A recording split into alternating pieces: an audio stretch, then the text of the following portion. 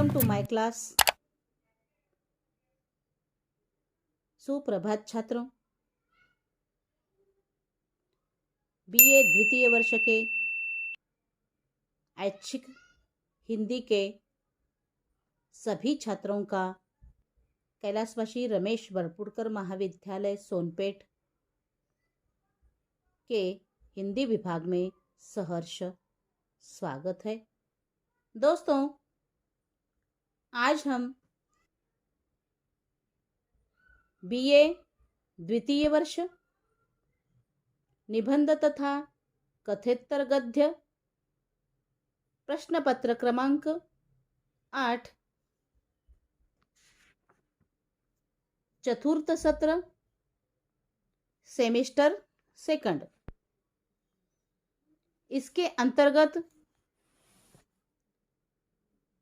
सरदार वल्लभ भाई पटेल इंद्र विद्या वाचस्पति द्वारा लिखित संस्मरण को लेकर आज के इस वीडियो लेक्चर में चर्चा कर रहे हैं। तो दोस्तों, सबसे पहले हम संस्मरणकार इंद्र विद्या वाचस्पति का परिचय देखेंगे।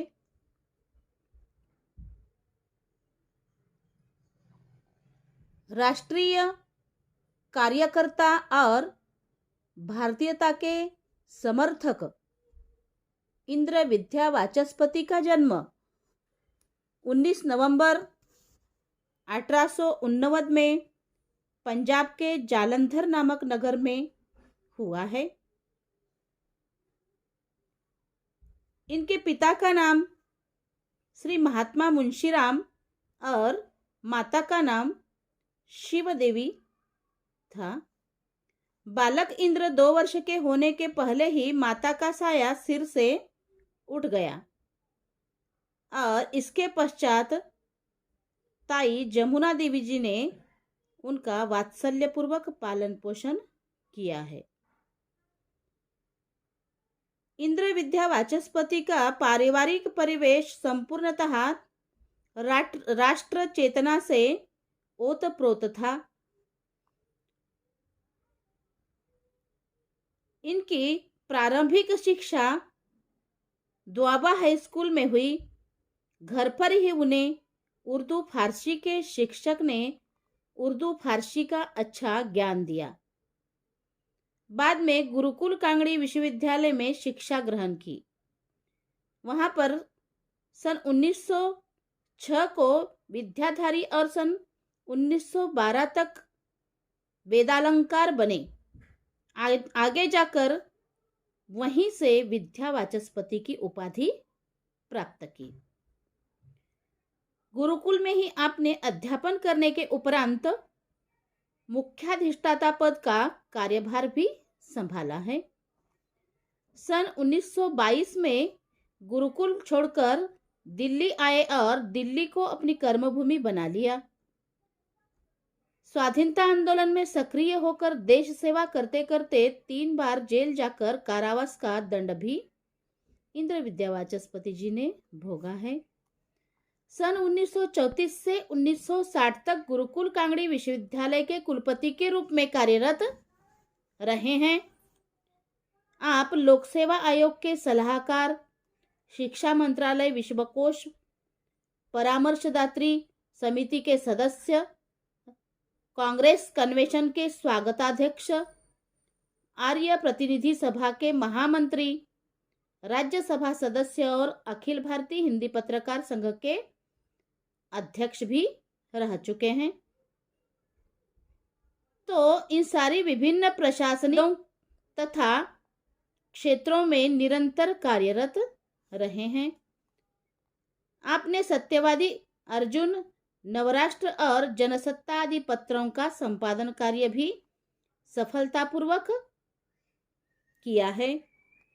स्वतंत्रता सेनानी, उपन्यासकार, जीवनीकार और राष्ट्रीय साहित्यकार एवं सफल पत्रकार श्री इंद्र विद्या वाचस्पति जी का 23 अगस्त 1960 को अचानक स्वास्थ्य खराब होने के कारण 71 साल की आयु में देहावसान हो गया है।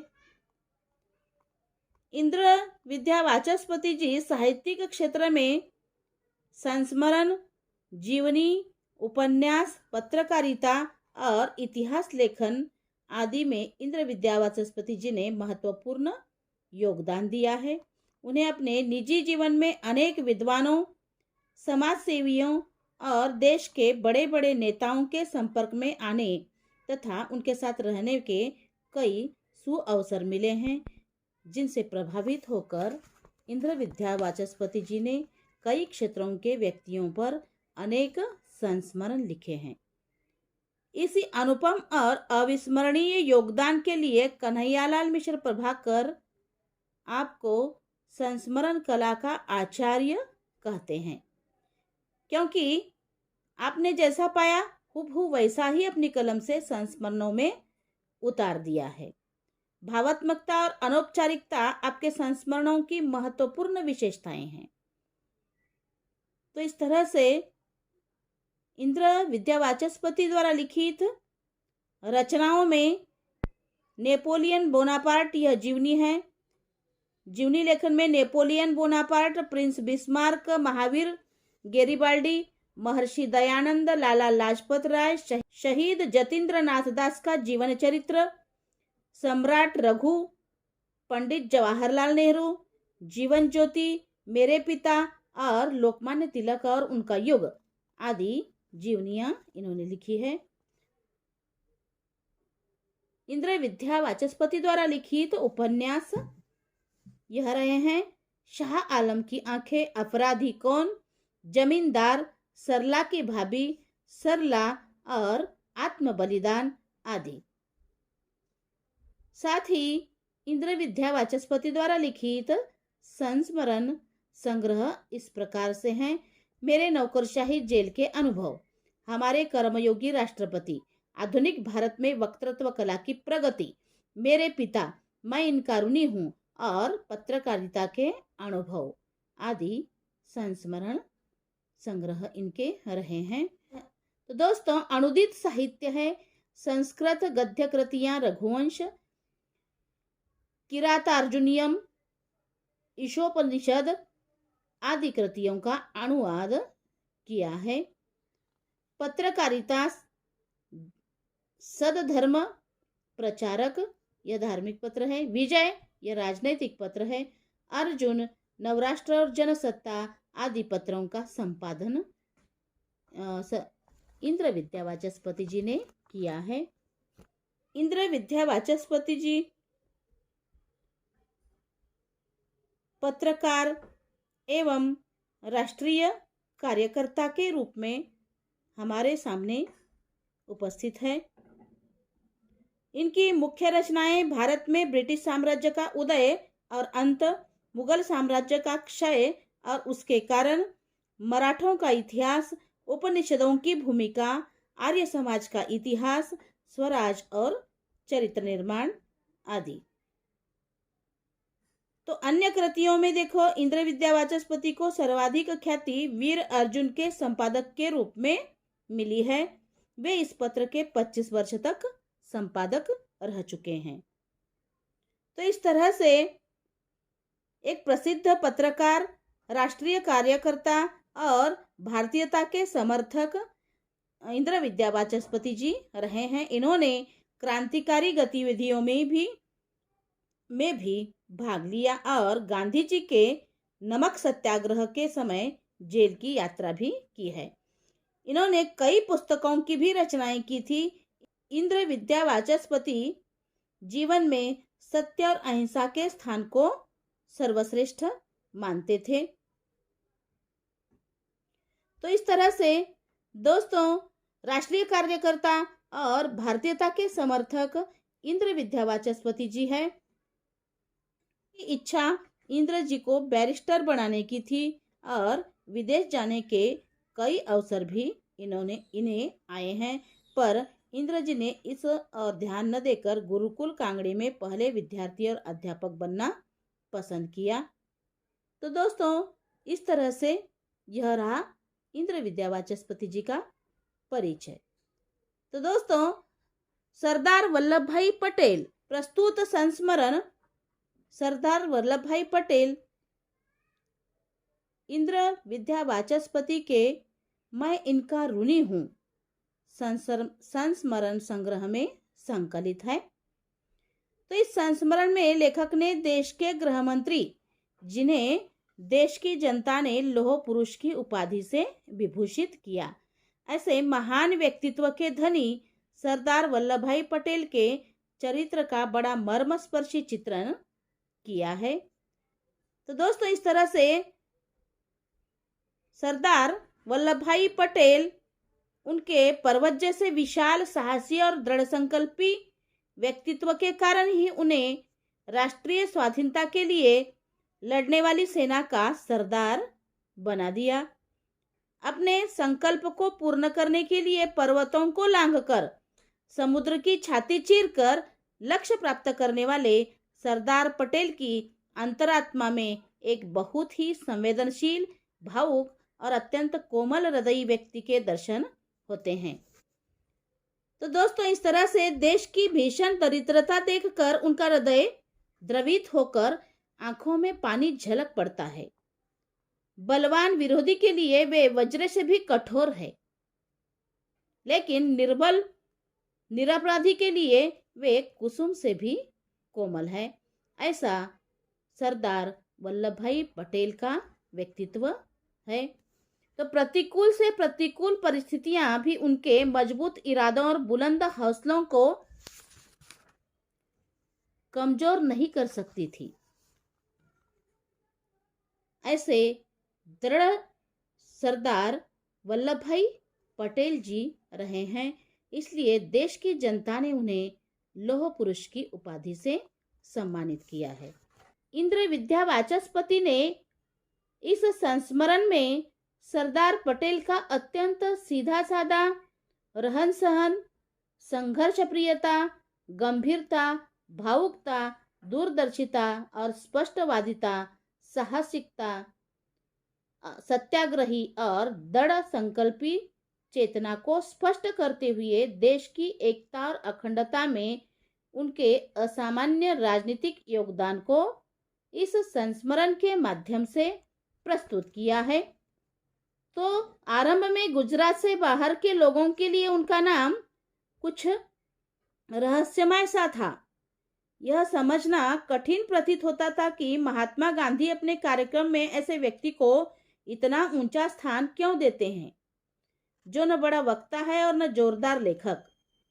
कई वर्षों तक मैं आश्चर्यान्वित होता रहा कि आखिर महात्मा जी ने इस व्यक्ति में क्या देखा कि तिल का ताड़ बना रहे हैं। एक दिन आया जब मेरे जैसे करोड़ों भारतवासियों ने यह अनुभव कर लिया कि जिसे वे तिल समझते थे वह केवल ताड़ ही नहीं था, अपितु एक पर्वत था।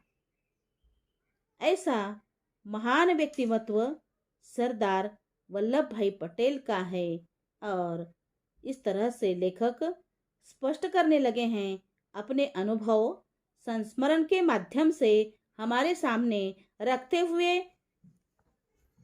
इंद्र विद्या वाचस्पति स्पष्ट करते हैं कि पहली बार मैंने सरदार पटेल को तब दर्शन किए जब वह 1921 में अहमदाबाद में होने वाली राष्ट्रीय महासभा की स्वागत कार्यकारिणी के स्वागताध्यक्ष थे। अहमदाबाद पहुंचकर यह यत्न किया कि उनके भली प्रकार दर्शन हो और यदि संभव हो तो बातचीत का भी अवसर मिल जाए, परंतु सरदार को फुर्सत कहाँ। जब देखा तब व्यस्त, कहीं आज्ञा देते हुए तो कहीं काम करने वालों को फटकारते हुए। इधर उधर पूछताछ करने पर लोग कहते सुनाई देते, क्या करे पटेल साहब किसी की सुनते ही नहीं, बहुत सख्त आदमी है। जब हजारों की भीड़ में खड़े होकर दूर से देखा तो सचमुच सरदार पटेल बहुत ही सख्त मालूम हुए। और इस तरह से इंद्र विद्या वाचस्पति जी सरदार वल्लभ भाई पटेल को लेकर स्पष्ट करने लगे हैं कि अहमदाबाद में मुझ पर यह असर हुआ कि सरदार वल्लभ भाई पटेल पढ़े लिखे होने पर भी एक प्रतिभाशून्य अक्खड़ व्यक्ति है, जिन्हें महात्मा जी की कृपा से ऊंचा स्थान मिल गया है। परंतु गुजराती लोग सरदार की आज्ञाओं को सिर झुकाकर स्वीकार करते थे। यह देखकर आश्चर्य होता था। आश्चर्य ही रहस्य का बीज है।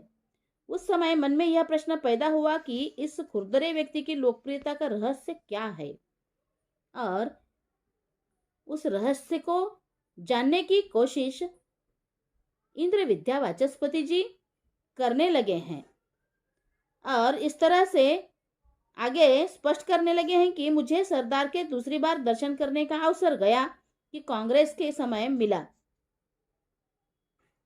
कांग्रेस में उस समय स्वराज्य की स्थापना का संघर्ष चल रहा था। देशबंधु चिरंतन दास, पंडित मोतीलाल नेहरू और हकीम अजमल खां जैसे महारथी स्वराज्य पार्टी के काउंसिल प्रवेश संबंधी कार्यक्रम को कांग्रेस द्वारा स्वीकार करना चाहते थे, और महात्मा जी उस समय जेल में थे। मैं अखिल भारतीय कांग्रेस कमेटी के उन सदस्यों में से था जो स्वराज्य पार्टी के समर्थक थे। सरदार पटेल काउंसिल प्रवेश के कट्टर विरोधी थे। उनका भाषण छोटा था, परंतु था बहुत युक्तिपूर्ण और ओजस्वी।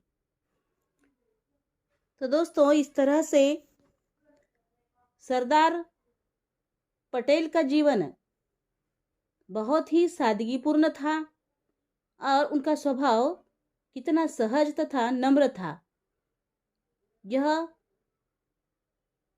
इस किस्से से आसानी से समझा जा सकता है।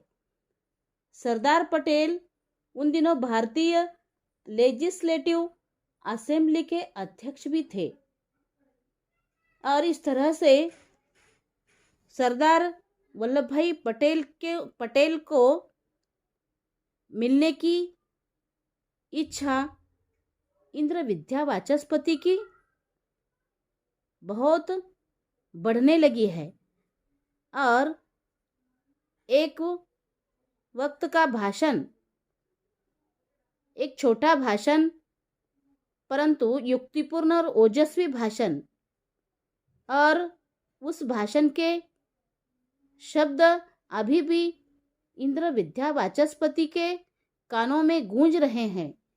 यह बात इस संस्मरण के माध्यम से स्पष्ट करते हुए इंद्र विद्या वाचस्पति जी कहने लगे हैं कि हम कांग्रेस के भावी कार्यक्रम पर कुछ विचार करें। उससे पूर्व यह आवश्यक है कि इस काउंसिल प्रवेश की फिजूल बातचीत को समाप्त कर दिया जाए।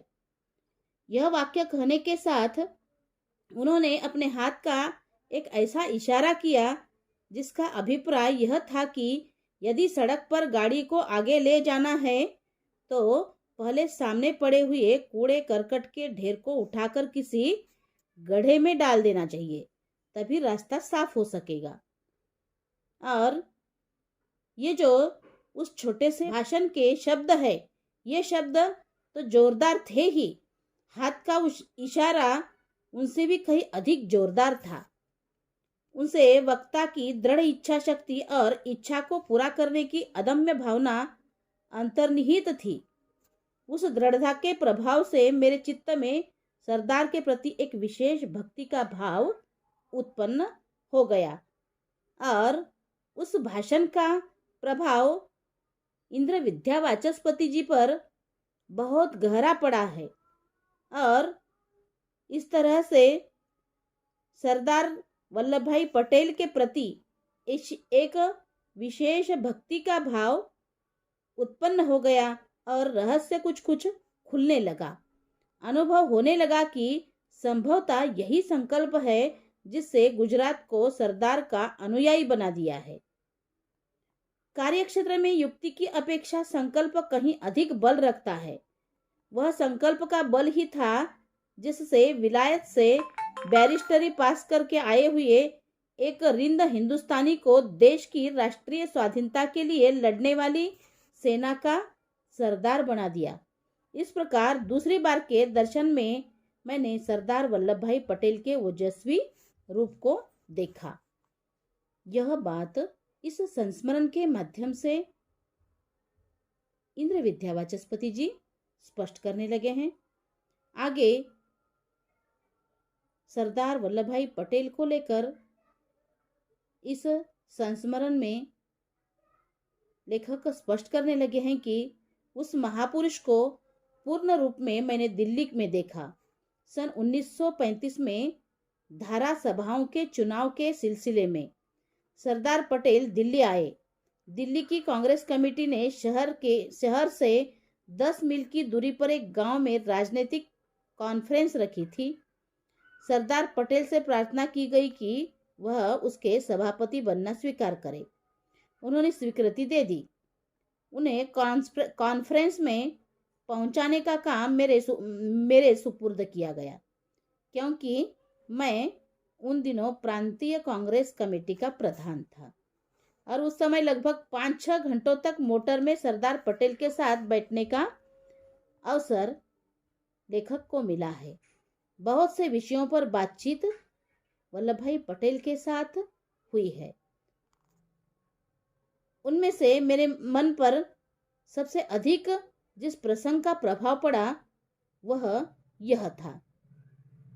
हमारी मोटर कई गांव में से होकर निकली। गांव के निवासियों की गरीबी और फटी हालात को देखते हुए हम जंगल के रास्ते में पहुंचे। हरा भरा जंगल था। स्थान स्थान पर मोर निश्चिंतता से विहार करते दिखाई देते थे। दिल्ली के आसपास जाटों के इलाके में मोर का शिकार नहीं हो सकता। हरियाणा में बहुत से प्रदेशों में मोर बेफिक्री से नाच सकते हैं। मोर वाले जंगल को देखकर सरदार को काठियावाड़ का मौरवी प्रदेश याद आ गया। उन्होंने कहा, मौरवी में भी इसी प्रकार मोर निर्भय होकर विचरते हैं। फिर थोड़ी देर रुककर बोले, स्वामी दयानंद ने मौरवी में जन्म लिया था। जिस प्रदेश में भारत के जागृति के पिता ने जन्म लिया, उसके सुंदर स्थानों में इससे भी अधिक दरिद्रता पाई जाती है। ऐसा सुंदर देश और ऐसी भीषण दरिद्रता, यह हमारी दास्ता का ही परिणाम है। इन शब्दों को कहते समय सरदार का गला भर आया था और आंखों में पानी झलक रहा था। लेखक सरदार वल्लभ भाई पटेल के साथ यात्रा में है। लेखक कहने लगे हैं कि मैंने सरदार के उन गीले नेत्रों में झलकते हुए एक भावुक और अत्यंत कोमल हृदय को प्रत्यक्ष रूप में देख लिया। 13 वर्ष पूर्व जो वस्तु रहस्यमय मालूम होती थी, वह उस दिन सूर्य की तरह स्पष्ट दिखाई देने लगी। सरदार की छाती में एक अत्यंत अनुभवशील भावुक हृदय का निवास था। यह ठीक है कि उनके मुंह में एक स्पष्ट बोलने वाली जिह्वा विद्यमान थी, जो चोर को चोर कहने में संकोच नहीं करती थी, और उनकी अंतरात्मा में वह साहस, वह दृढ़ संकल्प और वह एकाग्र भाव था जो पर्वतों को लांघता और समुद्र की छाती को चीरता हुआ अपने लक्ष्य तक पहुंच जाता था। परंतु इस असाधारण कार्यशक्ति को प्रेरणा देने वाला जो हृदय था, वह अत्यंत कोमल और भावुक था। बलवान विरोधी के लिए उनका हृदय वज्र से भी कठोर था और निर्बल तथा निरपराधी के लिए वह कुसुम से भी इस तरह से कोमल थे। तो सरदार पटेल को देशवासियों ने लौह पुरुष की उपाधि से विभूषित किया था। यह उपाधि जर्मन साम्राज्य के विश्वकर्मा बिस्मार्क के अनुकरण में दे दी गई थी। उसे यूरोप के लोगों ने आयरन काउंट कहकर सम्मानित किया था। जब सरदार पटेल को लौह पुरुष कहा जाने लगा, तब ये अनुभव नहीं किया जा सकता था कि सरदार द्वारा भारत में जर्मनी के इतिहास का वह युग इतने समान रूप में दोहराया जाएगा। जर्मनी के लौह पुरुष ने वहां की अनेक छोटी मोटी रियासतों को एकत्र करके जर्मन साम्राज्य का निर्माण किया था। भारत के लौह पुरुष ने सैकड़ों रियासतों की एक पृथक सत्ता को समाप्त करके विशाल भारतीय गणतंत्र का आयोजन किया। दोनों का मौलिक सिद्धांत एक ही था। वह सिद्धांत यह था कि जब किसी कार्य को सिद्ध करने का दृढ़ निश्चय कर लिया जाए, तब विरोधी कारणों को मार्ग से हटाने के लिए संपूर्ण शक्ति लगा देनी चाहिए। विरोधी कोई हो, अपना हो या पराया, मित्र हो या संबंधी, जो विरोधी है उसे विरोधी ही मानना चाहिए और उसकी शक्ति को तोड़ने में कोई कसर न रखनी चाहिए। यह थी सरदार की विशेषता, जो उन्हें समकालीन अन्य नेताओं से ऊंचा उठाती थी। उनके जीवन के 20 ऐसे प्रसंग भारतीय स्वाधीनता के अंतिम युद्ध के इतिहास में स्वर्णाक्षरों में लिखे हुए हैं।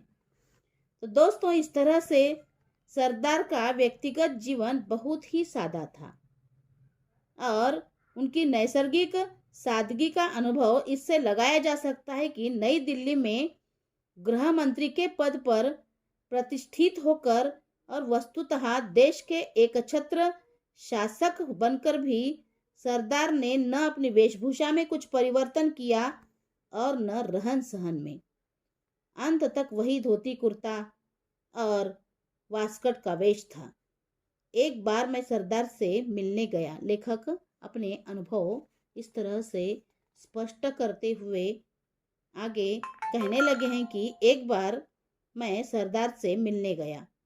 बाहर के कमरे में उनकी पितृभक्ता त्यागमयी पुत्री मनी बहन के दर्शन हुए। सरदार की मुख्य पीए वही थी। उनमें पीए और पितृभक्ता पुत्री के गुणों का मिश्रण होने से उस समय के राजनीतिक व्यक्तियों में उनका स्थान असाधारण बन गया था। जब सरदार किसी सभा के मंच पर बैठने लगते तब मनी बहन उनकी चप्पलें उठाकर थैलों में रख लेती थी। जब वह विश्राम अथवा कोई अन्य आवश्यक कार्य कर रहे होते थे तब वह घंटों तक उनके द्वार पर बैठकर या खड़ी होकर आरक्षक का काम करती थी। तो इस तरह से उनकी पीए के रूप में वह मनी बहन थी। इसकी भी यादें लेखक इस संस्मरण के माध्यम से स्पष्ट करने लगे हैं और आगे मनी बहन के यादों को लेकर इस संस्मरण में लेखक स्पष्ट करने लगे हैं कि उस समय उनकी जो गंभीर मुद्रा होती थी वह गंभीरता में सरदार के चेहरे को भी पीछे छोड़ जाती थी। रहन सहन और पहरावा बाप बेटी का अत्यंत सादा और प्रदर्शन रहित था। जब मैं सरदार से मिलने के लिए अंदर जाने लगा तब श्रीमती मनी बहन ने मुझे चेतावनी दी, आपके लिए केवल 10 मिनट का समय है, इससे अधिक नहीं। जब मैं इशारा दूं तब उठ जाना। और इस तरह से लेखक कहने लगे हैं कि मैंने आदेश स्वीकार कर लिया। मनी बहन मुझे अंदर तक ले गई और मिलने के कमरे में एक और कागज पेंसिल लेकर बैठ गई। कमरा न बहुत बड़ा था न बहुत छोटा। आजकल के डिप्टी मिनिस्टरों के कमरों से कुछ छोटा ही होगा। साफ और सुथरा, परंतु ठाट बाट की कोई वस्तु उसमें न थी। सरदार जब अपने विश्वस्त लोगों से बातचीत करते थे तब उसमें तकल्लुफ नाम की चीज का अत्यंत अभाव रहता था। संकोच छोड़कर जब कुछ कहते और सुनते थे, बात करते करते 10 मिनट तक कब बीत गए पता भी न चला।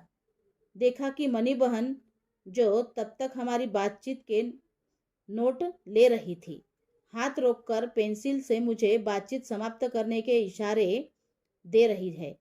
मैं उनके इशारे को देखकर कुछ मुस्कुराया और खड़े होकर जाने की आज्ञा मांगने लगा। तब सरदार के चेहरे पर भी हल्की सी मुस्कुराहट आ गई। मेरे नमस्कार का उत्तर देते हुए उन्होंने कहा, इसको मेरे समय की रक्षा करनी पड़ती है। और इस तरह से मनी बहन के अनुभव को भी इस संस्मरण के माध्यम से इंद्र विद्या वाचस्पति जी स्पष्ट करने लगे हैं कि किस तरह से मनी बहन सरदार वल्लभ भाई पटेल के समय को किस तरह से समय का नियोजन करती थी, इसको लेकर भी इस संस्मरण में स्पष्ट करने लगे हैं। यदि हम अपने इतिहास के किसी महान व्यक्ति से सरदार की उपमा देना चाहे तो वह मौर्य साम्राज्य के संस्थापक आचार्य चाणक्य ही हो सकते हैं। विशाखदत्त ने आचार्य चाणक्य की विभूति का वर्णन निम्न प्रकार से किया है। इधर उपलों को तोड़ने के लिए पत्थर का टुकड़ा पड़ा है। उधर छात्रों द्वारा लाई हुई कुशाओं का ढेर पड़ा है और यह पुरानी दीवार सूखती हुई यज्ञ की समिधाओं के बोझ से झुक गई है। उसे देखकर राजा चंद्रगुप्त कहते हैं, ओह, यह है चक्रवर्ती राजा के मंत्री की विभूति। कोठी अन्य मंत्रियों और उपमंत्रियों की कोठियों से भी छोटी थी। रईसों वाली शान का लगभग अभाव था। सरदार के कुर्ते के किसी न किसी भाग में थेंगली अवश्य लगी होती थी। पिता के कपड़ों की मरम्मत प्रायः मनी बहन ही कर दिया करती थी और स्वयं प्रायः सरदार के पुराने कपड़ों में से अपने कपड़े सी लिया करती थी। और यह थी महान गणतंत्र राज्य के उस गृह मंत्री की विभूति, जिससे न केवल सैकड़ों नरेशों को शांतिपूर्वक अधिकार से वंचित करके राज्य का सामान्य नागरिक बना दिया था, बल्कि विद्रोह के लिए उद्धत शक्ति संपन्न रियासतों का भी सिर कुचल दिया था। सरदार ने देश के लिए जो अद्भुत कार्य किए उन्हें सारा संसार जानता है। मैंने जो कुछ देखा उसने मुझे सरदार का परम भक्त बना दिया। और इस तरह से इंद्र विद्या वाचस्पति जी सरदार वल्लभ भाई पटेल के अनुभवों को अपने संस्मरण के माध्यम से स्पष्ट करने लगे हैं। इस तरह से सरदार वल्लभ भाई पटेल का अत्यंत सीधा साधा रहन सहन, संघर्ष प्रियता, गंभीरता, भावुकता, दूरदर्शिता, स्पष्टवादिता, साहसिकता, सत्याग्रही और दृढ़ संकल्पी चेतना को स्पष्ट करते हुए देश की एकता और अखंडता में उनके असामान्य राजनीतिक योगदान को इस संस्मरण के माध्यम से संस्मरणकार इंद्र विद्या वाचस्पति जी स्पष्ट करने लगे हैं, प्रस्तुत करने लगे हैं। सरदार पटेल एक कुशल संगठक थे, यह भी इस संस्मरण के माध्यम से इंद्र विद्या वाचस्पति जी स्पष्ट करते हैं। किस तरह से सरदार वल्लभ भाई पटेल जी स्वाधीनता भारत के लिए मौर्य साम्राज्य के संस्थापक आचार्य चाणक्य है। आजादी के बाद भारत के इस लौह पुरुष ने सैकड़ों रियासतों की पृथक सत्ता को समाप्त करके विशाल और एकसंघ भारतीय गणतंत्र का निर्माण किया है। यह बात भी इस संस्मरण के माध्यम से संस्मरणकार इंद्र विद्या वाचस्पति जी स्पष्ट करते हैं। और इस तरह से सरदार वल्लभ भाई पटेल उन्होंने बड़े साहस के